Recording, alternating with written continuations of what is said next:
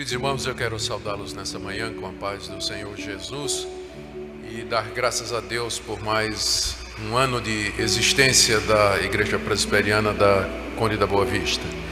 Eu já tive o privilégio de pregar aqui muitas vezes. Aliás, foi um dos primeiros lugares onde eu preguei depois da minha conversão em 1977. Me lembro bem de um encontro de mocidade muito animado que tinha aqui aos sábados. E aqui foi onde eu dei pela primeira vez o testemunho da minha conversão. Então, essa igreja, ela está na memória da minha vida cristã. E é sempre uma alegria poder retornar aqui, rever irmãos e amigos e participar mais uma vez dessas festividades em louvor ao nosso Deus. Eu queria nessa manhã encorajar os irmãos a continuarem na prática das boas obras, que são prescritas na Bíblia e que são cuja expressão é a existência dessa igreja. E para fazer isso eu queria convidá-los a abrir a palavra de Deus em Tiago, capítulo 2. Lerei aqui na Bíblia da própria igreja e vou pregar em cima da Bíblia da própria igreja. O momento é bastante simbólico. Tiago, capítulo 2, é um texto bastante conhecido. Queria que você acompanhasse a leitura do verso 14 até o verso 26. Meus irmãos, que aproveita se alguém disser que tem fé e não tiver as obras? Porventura a fé pode salvá-lo? E se o irmão ou a irmã estiverem nus e tiverem falta de mantimento cotidiano, e algum de vós lhes disser, ide em paz, aquentai-vos e fartai-vos, e não lhe derdes as coisas necessárias para o corpo, que proveito virá daí? Assim também a fé, se não tiver as obras, é morta em si mesma. Mas dirá alguém, tu tens a fé e eu tenho as obras. Mostra-me a tua fé sem as tuas obras, e eu te mostrarei a minha fé pelas minhas obras. Tu crês que há um só Deus, fazes bem. Também os demônios o creem e estremecem. Mas, ó homem vão, queres tu saber que a fé sem obras é morta? Porventura o nosso pai Abraão não foi justificado pelas obras, quando ofereceu sobre o altar o seu filho Isaque?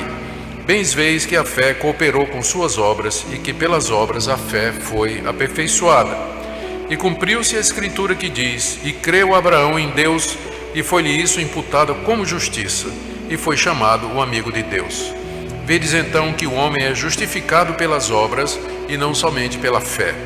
De igual modo, Raabe, a meretriz, não foi também justificada pelas obras, quando recolheu os emissários e os despediu por outro caminho? Porque assim como o corpo sem o espírito está morto, assim também a fé sem obras é morta. O que nos levou a chegar até esse momento em que celebramos o quase centenário da existência da igreja, é que passaram por aqui pessoas cuja fé não era morta. Pessoas cuja fé era viva e, como resultado, elas praticaram as obras que Deus determina. Elas agiram com base na confiança em Cristo Jesus. Por isso que eu disse, meu alvo nessa manhã é encorajar os irmãos a perseverar nessas boas obras. E para isso é preciso que a gente entenda bem a relação que existe entre essas obras e a doutrina fundamental da nossa igreja, que é a justificação pela fé. Somos salvos pela fé mediante a graça, mas não é uma graça e não é uma fé teóricas, mas elas se manifestam em atos, se manifestam em atitudes, em compromissos. E é exatamente esse o ponto aqui que Tiago está tratando. Tiago escreveu essa carta com dois objetivos. Ele queria ajudar os cristãos, a quem a carta foi endereçada, a enfrentar as muitas tribulações e sofrimentos que eles estavam passando. Mas em segundo lugar, Tiago também queria corrigir uma deficiência na compreensão que eles tinham a respeito da doutrina da justificação pela fé.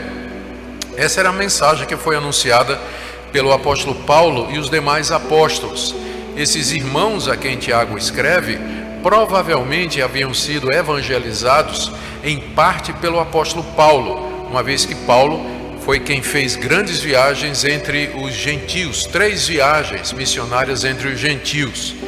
E era muito fácil alguém tirar interpretações ou tirar conclusões erradas da doutrina do apóstolo Paulo. Paulo ensinava que o homem é justificado diante de Deus mediante a fé em Jesus Cristo. O que salva é a fé. Alguém pode inferir de maneira errada de que se eu sou salvo pela fé, então não importam as obras. As obras não têm um papel importante na vida cristã, uma vez que eu sou salvo não pelo que eu faço, mas eu sou salvo pela graça de Deus mediante Jesus Cristo. Então, não foram poucas as pessoas que pensavam que o caminho para a salvação era simplesmente acreditar que Deus mandou seu Filho para morrer na cruz pelos pecados. E que uma vez que você acredita nisso, não importa como você viva, não importa como você se comporta, a salvação está garantida porque você tem fé. E Tiago, então, corrige essa compreensão errada desses cristãos aqui nessa carta. E é isso que eu queria também fazer nessa manhã, uma vez que isso continua sendo um erro muito comum entre os evangélicos, especialmente entre os reformados, já que nós enfatizamos tanto a soberania de Deus, a doutrina da eleição, da predestinação, dizemos que uma vez salvos para sempre, e isso, às vezes, de maneira muito sutil e inconsciente, nos leva à acomodação, ou a uma vida sem compromisso com a moral e a ética cristã, uma vida sem compromisso com boas obras. E, evidentemente, esse é um erro que precisa ser corrigido. Uma vez que a gente entende o papel das obras dentro do sistema cristão de salvação, com certeza a gente se torna crentes, nós nos tornamos crentes mais comprometidos e crentes mais dispostos a fazer a vontade de Deus. Dito isso, então, vamos para o nosso texto. Tiago começa explicando qual é o problema que ele vai enfrentar. Depois ele coloca 5 ou 6 princípios para mostrar que a fé que não produz obras, ela na verdade está morta, ela não salva ninguém. E com isso ele queria despertar aqueles irmãos a examinar a sua vida, a sondar o seu coração e a sua prática à luz da palavra de Deus. Porque todos nós podemos nos enganar, não é verdade? Eu, quando estava fazendo meu mestrado na África do Sul, meados da década de 90, a Minka e eu estávamos lá. Eu tinha um professor de teologia, ele tinha uns 70 anos de idade, ele estava já se aposentando. E eu me lembro o dia que ele chegou para nós, os alunos dele, e ele contou a experiência dele. Ele era pastor da Igreja Reformada desde os 20 e poucos anos de idade, passou a vida toda ensinando teologia, trabalhando numa igreja. Quando ele tinha mais ou menos 50 anos de idade, teve uma enfermidade grave que o levou para o hospital. E lá no hospital ele teve que ficar em recuperação. E ele então começou a ler alguns livros devocionais, coisa que ele não costumava ler, uma vez que ele era teólogo, né? Lia comentários e todos esses livros eruditos. E foi ali na cama do hospital que ele se converteu. Ele era pastor desde os 20 anos de idade, professor de teologia, ou seja, ele viveu enganado todos esses anos, pensando consigo mesmo de que ele era salvo, de que ele era crente. Mas de repente os olhos dele se abriram e ele percebeu o estado real do seu coração e ele se voltou para Deus. Pessoas podem se iludir com respeito ao seu estado diante de Deus, por isso que sempre é importante nós nos examinarmos à luz da Escritura Sagrada, para que nós tenhamos plena convicção da nossa redenção. Eu digo isso não para nos assustar, porque enquanto há vida há esperança.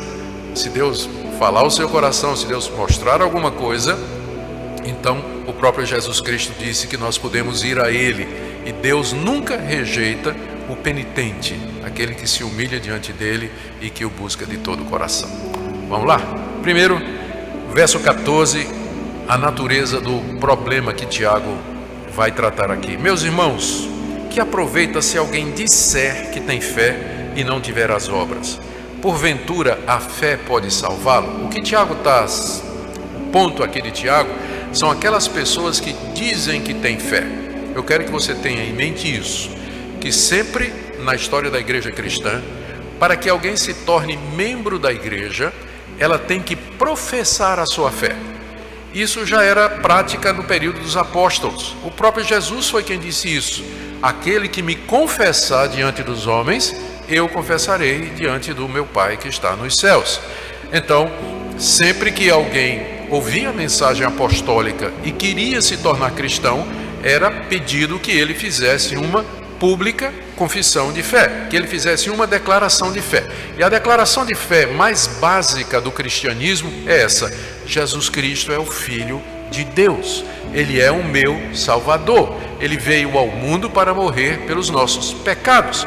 Então, se uma pessoa declarasse isso, se ela confessasse isso, ela era batizada e ela era admitida na igreja. O que Tiago está perguntando é o seguinte: como é que eu sei que essa confissão é verdadeira? Porque eu posso chegar aí na rua, pegar qualquer pessoa, dar R$100 e dizer assim: vai lá na frente da igreja e diz que tu acredita que Jesus é o Filho de Deus. A pessoa vem, faz isso, não significa absolutamente nada. Então, embora se requeira a declaração, dizer que você tem fé em Jesus Cristo, a pergunta é: como é que eu sei que essa declaração é verdadeira? Como é que ela é sincera? Como é que ela é genuína? E a resposta de Tiago é: pelas obras.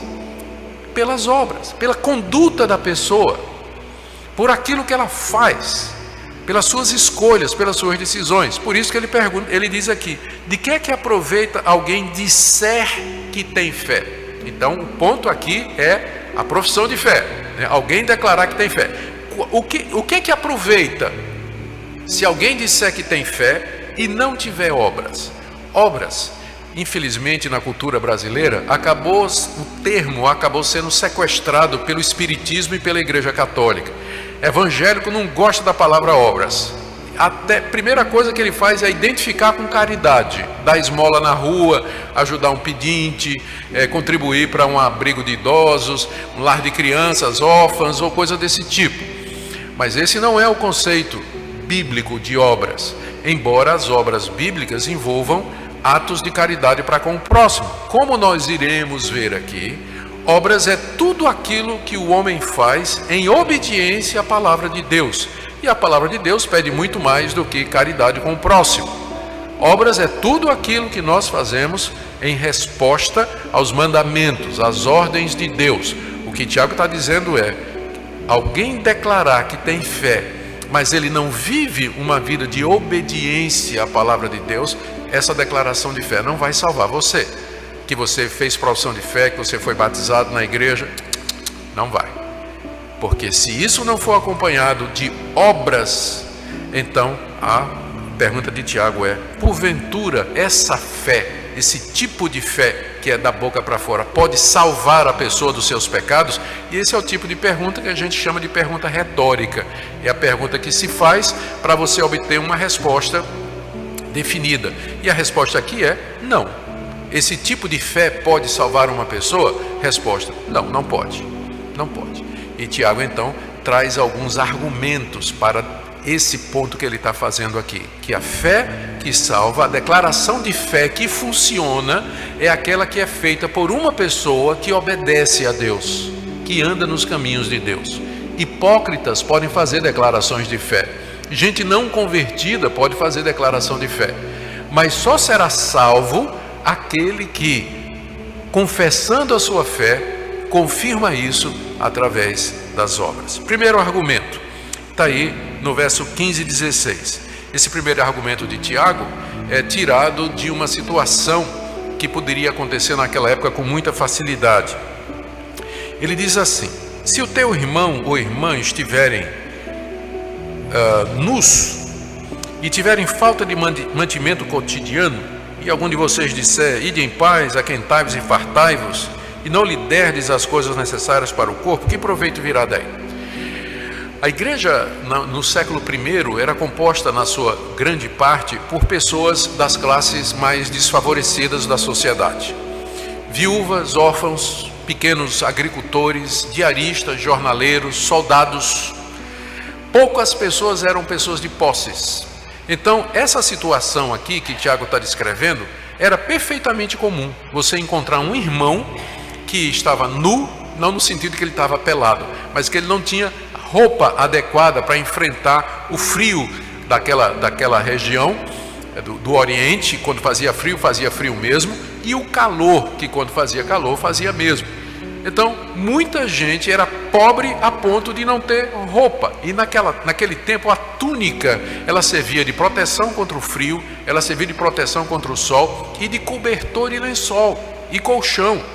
E muita gente empenhava a túnica para poder conseguir comprar comida, porque não tinha dinheiro, fazia isso. Então, era uma situação de pobreza. Não tinha, além de estarem nus, não é? Sem roupa adequada, você também encontrava muita gente passando fome, gente que não tinha o que comer. Aí Tiago imagina a seguinte situação: você encontra um irmão ou uma irmã da igreja na rua e você percebe que aquela pessoa está passando necessidade, ela está com fome e ela está ali morrendo de frio. Aí você chega para ela e faz a seguinte declaração: oh, meu irmão, que Deus abençoe, que Deus aqueça o seu corpo, que o Espírito Santo, o pão do céu, alimente a sua vida. Vá em paz, se aqueça e seja farto. E aí você vai embora, não bota a mão no bolso para tirar 10 conto para comprar um cachorro quente para a pessoa. Tiago pergunta: a tua oração vale alguma coisa? Tu dizer para essa pessoa: vá em paz, meu irmão, que Deus abençoe, quando você podia meter a mão no bolso, tirar dinheiro, comprar uma roupa ou pagar uma refeição para aquela pessoa, dar uma cesta básica. É a mesma coisa a declaração de fé.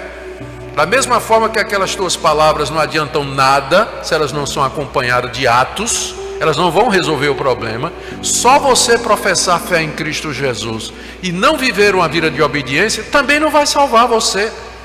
No dia do juízo você vai estar diante de um Deus que conhece o coração e conhece todas as coisas, e de quem você não vai poder fugir. Não vai poder fugir. Primeiro argumento, não é? Primeiro argumento: a fé sem obras é a mesma coisa de você dizer para um pobre: vá em paz e se satisfaça, sem ajudar aquela pessoa nas suas necessidades. O segundo argumento está aí no verso 18, e que é esse: você só pode mostrar sua fé através das obras. Aqui está traduzido da seguinte maneira, verso 18: mas dirá alguém: tu tens fé e eu tenho obras. Mostra-me a tua fé sem as obras, e eu te mostrarei a minha fé pelas minhas obras. A melhor maneira da gente interpretar esse versículo difícil é entender que esse alguém aqui é o próprio Tiago. Olha o argumento, ele está dizendo assim: mas eu vou dizer a você, você diz que tem fé. Isso é Tiago falando, imaginando a pessoa com quem ele está discutindo, imaginando um desses crentes que fizeram profissão de fé e não tem obras. Tiago diz: olha, eu vou te dizer uma coisa, você diz que tem fé, e eu, Tiago, eu tenho obras. Mostre-me a fé que você diz que você tem sem as suas obras, e eu com as minhas obras mostrarei a minha fé. Ele está fazendo um desafio para essas pessoas que achavam que a salvação era pela fé somente. Ele está dizendo: me mostre que sua fé é verdadeira sem ser pelas obras. Não dá, não tem como. A única forma de você mostrar que sua fé é verdadeira é pelas obras. Eu olho para uma árvore, como é que eu sei que aquela árvore está viva? Eu não consigo ver a seiva correndo por dentro dela, mas eu sei que ela está viva porque as folhas estão verdes e ela produz fruto. Não é verdade? Então eu olho para você, você diz que tem fé, mas como é que eu sei que sua fé é verdadeira? Eu preciso dos frutos da justiça, eu preciso das obras. Portanto, a fé verdadeira, ela só pode ser demonstrada pelas obras. Esse é o desafio que Tiago está fazendo aqui. Mostre a sua fé sem as obras, e eu, pelas minhas obras, eu vou mostrar que eu tenho fé. Então, a fé, ela só é conhecida, ela só pode ser reconhecida através das obras, através da conduta, através das escolhas e do compromisso das pessoas. Porque sem isso, não tem como demonstrar a fé. Por isso que é muito importante que quando uma pessoa quer se juntar à igreja ou quer ser membro da igreja, a gente não faça isso logo de vez. Porque é muito comum pessoas ficarem entusiasmadas, ter um sentimento religioso, despertarem para algumas verdades espirituais e já querem se tornar membro da igreja. São todos bem-vindos, mas vamos esperar um pouquinho, vamos ver se ela muda de vida. Isso é muito normal, a gente vê esse desastre, né, de pessoas que querem receber novos convertidos logo. A gente vê isso nas grandes igrejas emergentes, nas mega churches, por assim que eles chamam, né? Que o que é que acontece? Um artista global ou um cantor de sertanejo universitário, Deus nos guarde, ou qualquer estrela, uma celebridade, ela faz uma declaração assim: ah, Jesus, maravilhoso, não sei o quê. O pastor da igreja já batiza o cara e bota ele para pregar domingo que vem. Não é? Não já viram isso? E um mês depois ele abandona a igreja. Então, daí a necessidade de, antes de receber pessoas, que se veja a vida daquela pessoa, se a fé que ela professa de fato mudou a vida dela, que transformações fez, rompeu com o pecado, saiu daquela situação pecaminosa em que vivia, acabou com aqueles relacionamentos ilícitos, mudou de vida, porque não tem outra forma para a gente conhecer a veracidade ou a genuinidade de uma declaração de fé, a não ser pela vida da pessoa, e para ver isso é necessário tempo, para que a gente observe e para que a gente vê. O terceiro argumento de Tiago está no verso 19, que crê até o diabo crê. Verso 19: tu crês que há um só Deus? Fazes bem, também os demônios creem e estremecem. Crer que Deus é um só era a declaração fundamental do judaísmo. Está lá no livro de Deuteronômio, capítulo 6, é o Shema Israel, em hebraico, né? Ouve, ó Israel, o Senhor nosso Deus é o único Senhor. Essa era a declaração fundamental do povo de Deus no Antigo Testamento, porque o ambiente era de politeísmo. Todas as nações ao redor de Israel criam em muitos deuses pagãos e estranhos e falsos, naturalmente, não existiam. Por isso que Deus sempre insistiu que o seu povo declarasse isso: o Senhor nosso Deus é o único Senhor, só existe um Deus. Essa declaração, ela foi apropriada pelos cristãos. Também nós declaramos isso, nós somos monoteístas. E além disso, nós dizemos que esse Deus, ele subsiste em 3 pessoas: Pai, Filho e Espírito Santo. Então, essa é a declaração mais básica da cristandade, que existe um Deus, só um Deus, que criou todas as coisas, que Ele é o Pai do nosso Senhor Jesus Cristo, é o autor do plano da salvação, é o Deus que nos ama, que nos elegeu, que nos chamou pelo Evangelho, que nos justificou em Cristo Jesus, que nos prometeu a vida eterna. Só tem um Deus. Você crê nisso? O ponto de Tiago é que até o diabo crê nisso. Até o diabo sabe que isso é verdade. Quando Jesus estava entre nós, toda vez que ele chegava, algumas vezes que ele chegou perto de gente endemoniada, os demônios disseram o que é que o Senhor veio fazer? Nós sabemos quem é o Senhor, tu és o Cristo, o Filho do Deus vivo. Os demônios declararam isso. No caso dos gadarenos, quando Jesus atravessa o mar da Galileia, vai para a região de Gadara, 2 endemoniados daquela região vêm ao encontro de Jesus, e quando eles veem Jesus, se prostram diante de Jesus e dizem: o Senhor já veio nos condenar, já veio nos atormentar, tu és o Filho de Deus. Os demônios sabiam quem era Jesus, os demônios sabiam que há um só Deus. Mas qual é a diferença entre o demônio e o hipócrita? É que o demônio treme. Os demônios tremem. Por quê? Porque eles sabem que vai ter um dia de juízo, e sabem que naquele dia eles serão lançados para serem atormentados no lago que arde com fogo e enxofre. Não há redenção e não há esperança para os demônios. Mas já o hipócrita é o que faz uma declaração falsa de crer. Ele não treme. Eu tenho encontrado muita gente que se declara cristão, mas que não treme diante da possibilidade de que um dia ele vai prestar contas a Deus. Me lembro particularmente de um caso que eu gosto de contar. Eu era pastor de uma igreja e uma irmã veio me procurar dizendo que suspeitava que o marido estava traindo ela. Disse: minha irmã, isso é uma declaração muito difícil, né? Muito sério isso que a senhora está dizendo. Seu marido está ali traindo? Tá, pastor. A senhora tem alguma prova? Ela disse: não tenho não, pastor, mas isso é coisa de mulher. Eu sei, é intuição, ele está me traindo. Eu disse: posso conversar com ele? A senhora me autoriza? Pode conversar. Então eu chamei o cidadão para uma conversa, Ele veio e disse: olha, sua esposa está suspeitando que você está traindo ela. Ah, pastor, minha mulher não tem jeito. Desde que a gente namorava aqui na mocidade da igreja, ela tinha ciúme das meninas. Ela ficava sempre perguntando com quem eu estava saindo, com quem eu conversava. Não podia chegar uma amiga, uma menina da mocidade perto de mim, que ela já chegava também. Sempre foi muito ciumenta e desconfiada. Não tem nada, pastor. Eu amo minha mulher, eu sou fiel à minha esposa, o senhor pode ficar tranquilo. Eu disse: tá bom. Chamei a esposa e disse: olha, eu acho que a senhora está enganada, porque seu marido, eu conversei com ele, e a gente, nós pastores, depois de um tempo, a gente desenvolve alguns mecanismos para saber quando o cabra está mentindo, né? A gente sabe quando o cara está mentindo. Então tem tique nervoso, o cara gagueja, começa a suar frio, né? Começa a mudar de posição, a gente sabe, o tom da voz muda, a gente sabe quando o cara está mentindo.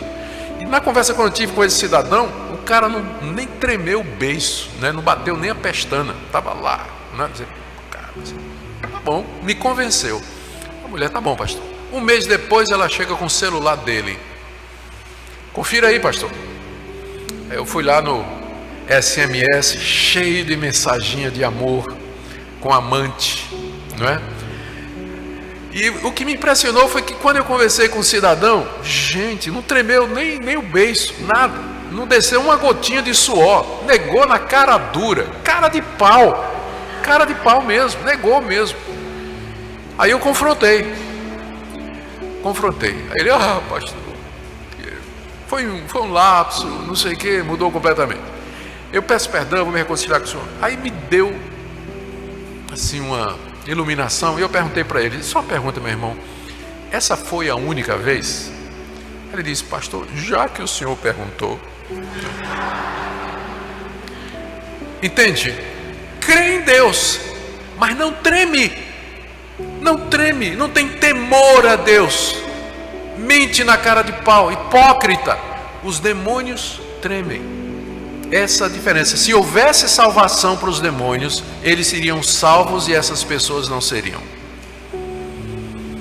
A profissão de fé que não é acompanhada de uma vida de tremor, quebrantamento diante de Deus, de andar nos caminhos de Deus, essa profissão de fé é falsa. É a profissão de fé dos demônios.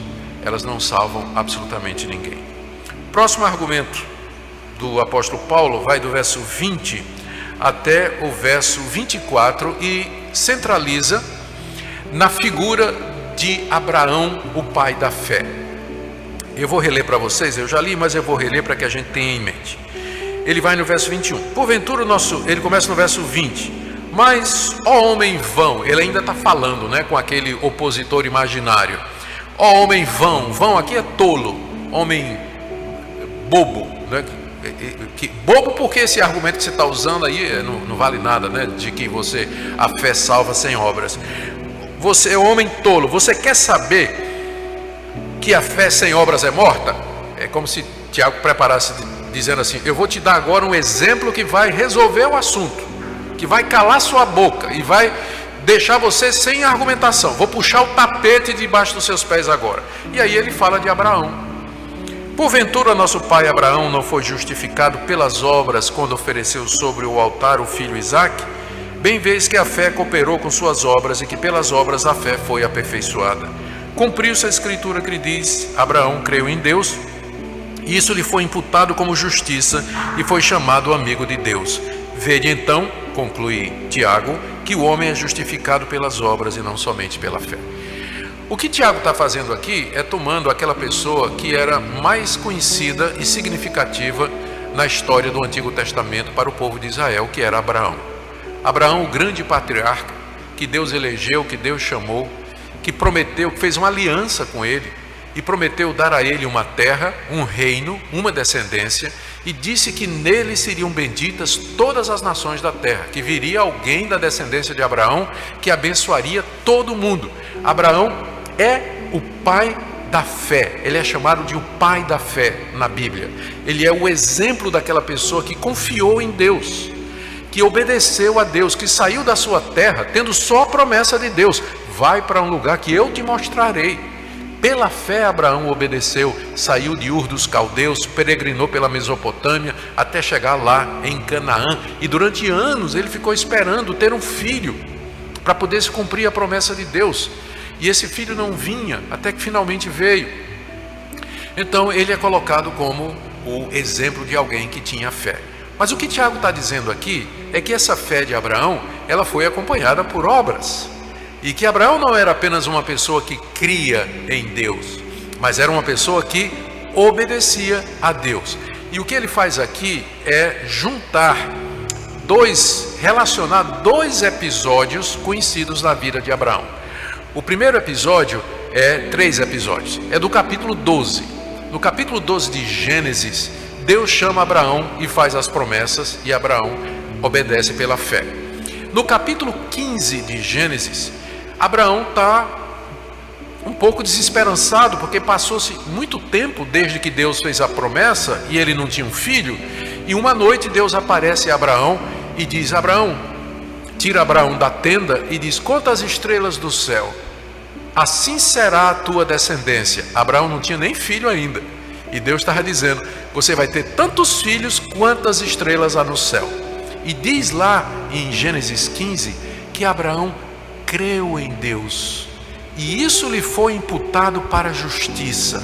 Ele foi justificado pela fé. Ele creu que viria um descendente dele, em quem seriam benditas todas as nações, inclusive ele mesmo. Abraão creu em Jesus Cristo, seu filho, que ainda haveria de nascer e vir ao mundo séculos depois. E ele foi justificado pela fé. Está lá em Gênesis 15. Mas aí o tempo passa, nasce Isaque, o filho da promessa, o filho em quem todas as promessas de Deus vai se concretizar. Gênesis 22, surpresa, Deus aparece para Abraão e diz: sacrifica teu filho. Ué, mas é o filho da promessa, como vai ser isso? Vai no Monte Moriá e oferece Isaque teu filho como sacrifício em minha homenagem. Abraão acorda de manhã cedinho, pega Isaque, pega o jumento, coloca madeira, coloca o facão, chama um servo e lá vão eles para o Monte Moriá. Abraão não tinha ideia do que ia acontecer, mas ele confiava em Deus. Chegou no alto do monte, ele prepara o altar, diz lá o texto que ele amarra o seu filho, significando que Isaque já devia ter aí era um adolescente pelo menos, e ele então se prepara para matar o seu filho, quando do céu Deus lhe brada através do anjo do Senhor: não estenda a mão contra seu filho, porque agora eu sei que você me teme. Em outras palavras, agora eu estou vendo que sua fé é verdadeira. Ou seja, ele já tinha crido em Deus no capítulo 15, mas é só no 22, quando ele faz essa obra de obediência, que Deus ratifica a salvação dele, dizendo: agora eu sei que você de fato crê, agora eu sei que você de fato me ama e teme a mim. É isso que Tiago está dizendo aqui. Então, nesse sentido, você pode dizer que Abraão, ele foi justificado pelas obras. Que obra? A de obediência a Deus. Pela fé, ele obedeceu a Deus. E essas duas coisas, portanto, essa é a conclusão dele aí no verso 24. Vede que o homem é justificado pelas obras e não somente pela fé. É claro, não somente por uma fé que diz que existe, mas que na verdade não existe. O ponto aqui é que fé e obras, isso está exemplificado na vida de Abraão, são dois lados da mesma moeda. Onde existe fé, existe obras. E onde existe obras em obediência a Deus, ali há fé. Boas obras, elas nascem num coração regenerado, num coração que crê em Deus. As obras que os descrentes fazem, elas não são essas obras decorrentes da fé. Elas não têm participação nisso. Elas são atos religiosos de pessoas que estão tentando ganhar o favor de Deus pelo mérito de obter alguma coisa em troca. A motivação delas é errada. A verdadeira obra, ela nasce de um coração crente, que ama a Deus e que quer fazer a vontade de Deus, nada esperando em troca. E essas duas coisas andam juntas. A fé e obras são apenas dois lados da mesma moeda. E, portanto, não tem aqui nenhum conflito entre Paulo e Tiago. quando Paulo insiste que o homem é salvo pela fé sem as obras, ele geralmente está falando para pessoas que queriam, os judeus, ser salvos pelas obras da lei. Não, é pela fé em Jesus Cristo. E Tiago aqui está falando para pessoas que acham que obras não têm importância nenhuma na vida cristã. E Tiago então usa o exemplo de Abraão para liquidar o assunto. Embora o assunto esteja liquidado, ele ainda cita um exemplo que está aí no verso 25, que é da meretriz Raabe. De igual modo, Raabe, a meretriz, não foi também justificada pelas obras quando recolheu os emissários e os despediu por outro caminho? Aqui, a primeira coisa que desperta a nossa curiosidade é a escolha dos exemplos, não é? Ele escolheu Abraão como homem de fé. A gente entende isso. Ele poderia ter escolhido Daniel como segundo exemplo, não é verdade? Daniel, lá na cova dos leões, enfrentando o rei Nabucodonosor, homem de fé, podia ter escolhido o profeta Isaías, homem de fé. Mas por que ele foi escolher Raabe? Raabe era uma prostituta que morava na cidade de Jericó e que recebeu os espias que lá no bordel dela, provavelmente ela era dona daquele bordel, do prostíbulo, era uma mulher de posses, morava no alto da muralha, tanto é que ela pôde colocar uma fita escarlata pela muralha. Isso era porque ela morava no condomínio de luxo de Jericó, daquela época, que era em cima das muralhas. Era a mulher que tinha ganhado a vida com prostituição, tinha um bordel, e foi lá que os espias enviados por Josué foram buscar informação militar para a invasão dos judeus, dos hebreus ali em Jericó. E era uma mulher de vida, né? Por que Tiago usa essa mulher como exemplo? Veja, um lado Abraão, agora uma meretriz. A resposta é como se Tiago quisesse dizer: tanto faz Abraão quanto Raabe, a regra é a mesma. Fé sem obras é morta. Não tem exceção. Se você talvez pense assim: Deus, o Senhor sabe, eu creio em Jesus Cristo, mas minha vida está complicada, eu estou amarrado aqui nesse relacionamento imoral, eu estou vivendo essa vida errada aqui, mas o Senhor é misericordioso, o Senhor vai fazer uma exceção no meu caso, não vai? Não. De Abraão a Raabe, não tem exceção. Fé sem obras é morta. O Raabe é colocado aqui porque ela, mesmo sob o risco de morte, ela protegeu os emissários de Deus, porque ela reconheceu que aqueles homens de fato eram do Deus verdadeiro, e ela creu em Deus e protegeu os servos de Deus quando a polícia chegou para prendê-los. E ela é um exemplo de como alguém que crê faz alguma coisa. A fé de Raabe era uma fé viva, que a levou inclusive a arriscar sua própria vida. Conclusão de Tiago no verso 26: assim como o corpo sem o espírito está morto, assim também a fé sem obras é morta. Nós podemos dizer que as obras, é curioso aqui, não é? Que as obras, elas são o espírito do corpo. A fé seria o corpo e as obras seriam o espírito. Assim como sem o espírito o corpo está morto, assim também a fé sem obras está morta. Ou seja, há uma ligação íntima. Deus nos fez corpo e espírito. Onde está um, está o outro. Eu estou aqui, meu espírito está aqui. Quando eu for para casa almoçar, meu corpo está lá e meu espírito também está lá. A única hora que o corpo e o espírito se separam é a hora da morte. Então, onde tem fé, tem que ter obras. Se não tiver, é falsa. Ela não salva, ela não é verdadeira.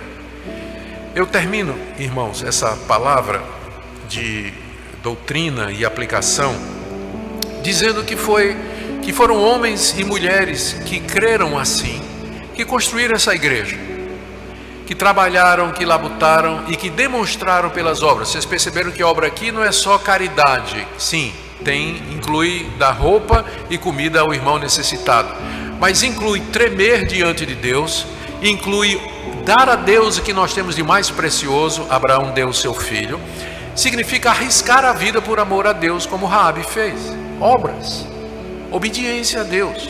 Pessoas que creram assim e viveram assim é que deram essa herança que vocês desfrutam hoje aqui. O privilégio de fazer parte dessa igreja centenária, vai ser no próximo ano, e que tem abençoado tanta gente. Isso aqui não foi construído por uma fé falsa, mas por uma fé verdadeira.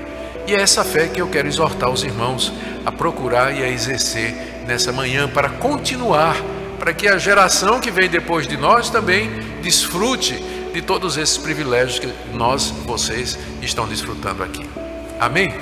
Eu queria orar com vocês e em seguida eu vou passar a palavra para o pastor da nossa igreja. Vamos ficar em pé para orar. Ó Deus querido, te damos graças por essa igreja, por aqueles que o Senhor levantou aqui, imbuídos de uma fé verdadeira, uma fé que produziu atos, obras, compromissos, ofertas, entrega, dedicação, tempo. E nós oramos que o Senhor levante mais uma geração que faça isso. Livra-nos da fé superficial, da fé que só existe no dia de domingo. Ajuda-nos a viver todos os dias na Tua presença como crentes em Jesus, no meio dessa geração perversa que não Te conhece e que Te rejeita. Obrigado por essa igreja, abençoa o seu pastor, o seu conselho, a junta diaconal, professores, todos que fazem parte, em nome do Senhor Jesus. Amém.